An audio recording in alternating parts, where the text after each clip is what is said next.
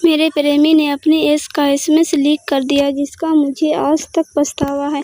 हम सभी को लगता है कि जिससे हम प्यार करते हैं उसे हम सबसे अच्छी तरह से जानते हैं, लेकिन फिर कुछ ऐसा घटिया और अप्रत्याशित जिसकी आशा नहीं हो जाता है, जो आपको सोचने पर मजबूर कर देता है। मेरे साथ भी कुछ ऐसा ही हुआ। बंद आंखों और बहरे कानों ने मुझे अपने ही साथी का विरोध करने से रोक दिया। ऐसा इसलिए क्योंकि उसकी चॉइस बनकर मैं इतनी ज़्यादा खुश थी कि उसके आगे मुझे दुनिया की सभी सारी चीज़ें बेईमान लगती थीं। लेकिन जब इससे सबसे मेरी नींद टूटी तो मुझे एहसास हुआ कि क्या मैं वास्तव में इस व्यक्ति को जानता हूँ। यही एक वजह भी है कि मैं आज तक खुद को माफ़ नहीं कर सकी हूँ।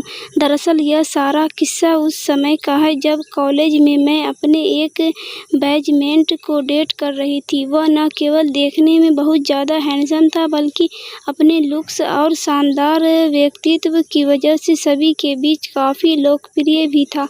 मैं भी उसे बहुत पसंद करती थी। यही एक वजह भी है कि जब उसने मुझे प्रपोज़ किया तो मैं उसे मना नहीं कर सकी। अपने प्रेमी के रूप में उसे पाकर मैं बेहद खुश महसूस कर रही थी।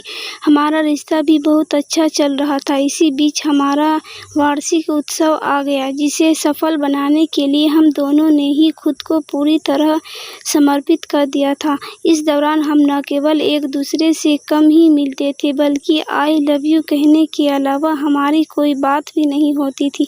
जिस इवेंट के लिए हम दोनों मेहनत कर रहे थे वह बहुत ही जोश के साथ ख़त्म हो गया था, जिसके बाद हम सभी दोस्तों ने एक बड़ी पार्टी करने का सोचा।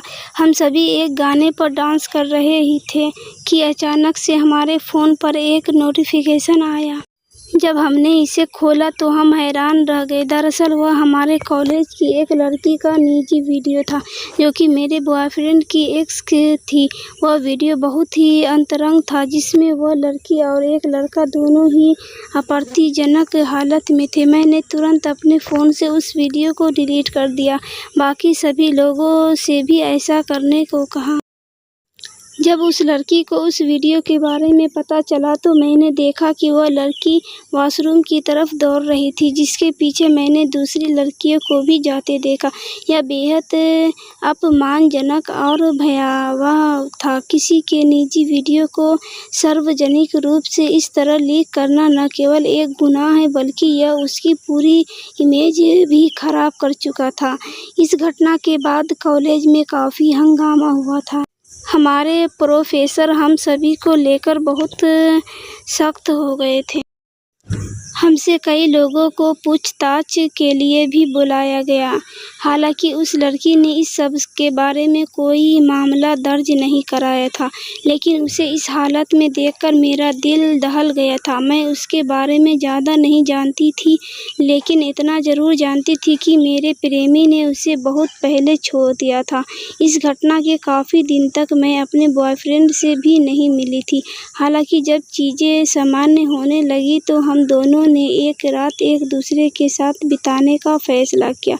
हम दोनों अपना क्वालिटी टाइम बिता ही रहे थे कि तभी मेरा बॉयफ्रेंड नूडल्स के लिए डिलीवरी करने वाले को भुगतान करने के लिए चला गया। इस दौरान वह अपना फ़ोन भूल गया था।